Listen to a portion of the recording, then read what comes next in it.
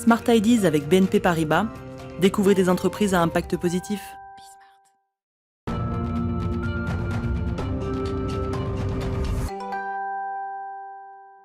Smart Ideas, une start-up à l'honneur, comme tous les jours. Aujourd'hui, je vous présente Wakae, sa fondatrice Marie Jagric. Bonjour. Bonjour. Ça veut dire quoi, Wakae?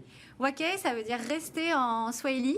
Et le choix du Swahili, c'est un petit clin d'œil au Kilimanjaro, qui est un des challenges sportifs que j'avais réalisé il y a quelques années. Donc, ça se prêtait bien aux vêtements de sport. Parce qu'effectivement, vous avez décidé de créer une marque de vêtements de sport, Wakae. Avec quelle idée? Et d'ailleurs, c'est tout récent. Elle date de quand, la création de la marque? Moins d'un an. J'ai lancé en novembre 2020. Oui. Et l'idée, c'était de pouvoir réemployer des matériaux pour donner une seconde vie à l'existant et construire des vêtements de sport qui aient un impact écologique le moins important possible. Alors, ils sont faits de quoi? Là, Alors, on a un short, un t-shirt fait de bouteilles plastiques, ok? Bouteilles plastiques dont une partie a été repêchée en mer, en rivière ou dans les estuaires. Et finalement, le rendu est exactement le même que celui qu'on peut avoir à partir d'une matière vierge. C'est du polyester au final. C'est la matière privilégiée par les sportifs puisque c'est une matière qui sèche vite, donc dans laquelle on peut facilement faire du sport. Comment elle est transformée? Comment vous passez de la bouteille plastique à un fil pour pouvoir créer des vêtements?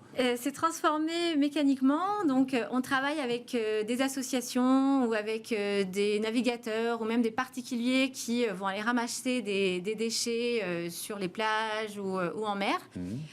Ensuite, on mélange ces déchets récoltés avec les déchets du tri sélectif. On les trie. On isole tout ce qui est bouteilles plastiques en PET.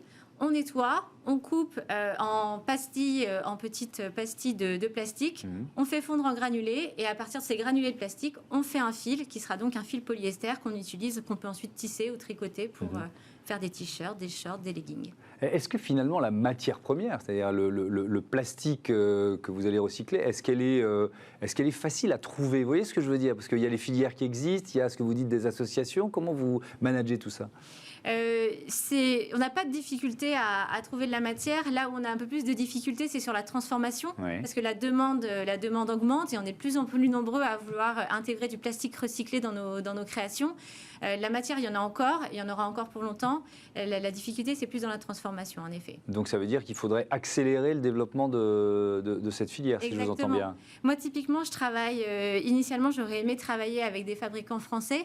Et les fabricants que j'ai trouvés pour transformer justement le plastique en fil, je les ai trouvés plutôt en Espagne. D'accord, parce que les fabricants français, ils avaient trop de demandes, quoi. À l'époque, ils ne pouvaient plus ouvrir le carnet de commandes. C'est ça, j'en connaissais pas. Bien compris.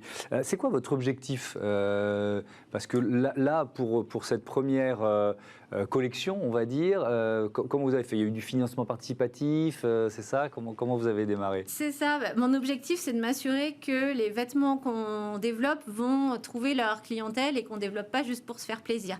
Donc, on a vraiment travaillé en co-création avec toute une communauté de sportifs, et notamment des coureurs, parce qu'on a particulièrement développé pour la course à pied, pour développer des tenues qui leur conviennent et qui répondent à leur objectif aussi de performance, donc voilà, qui soient bien adaptés en termes de coupe et en termes de détails techniques.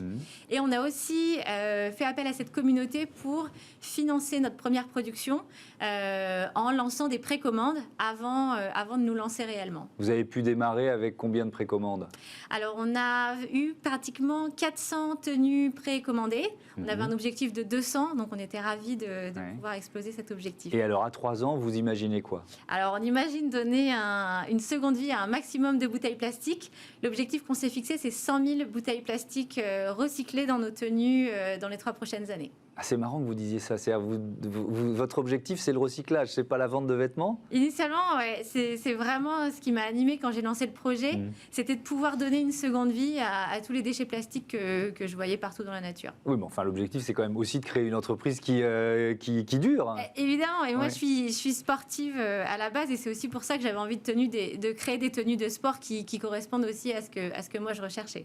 Merci beaucoup, merci Marie Jagric, bon vent à Wakae. Voilà, c'est la fin de cette émission, un autre Smart Impact dès demain sur les antennes de Bismart que vous retrouvez évidemment sur les box et d'autres canaux, notamment sur bismart.fr. Salut.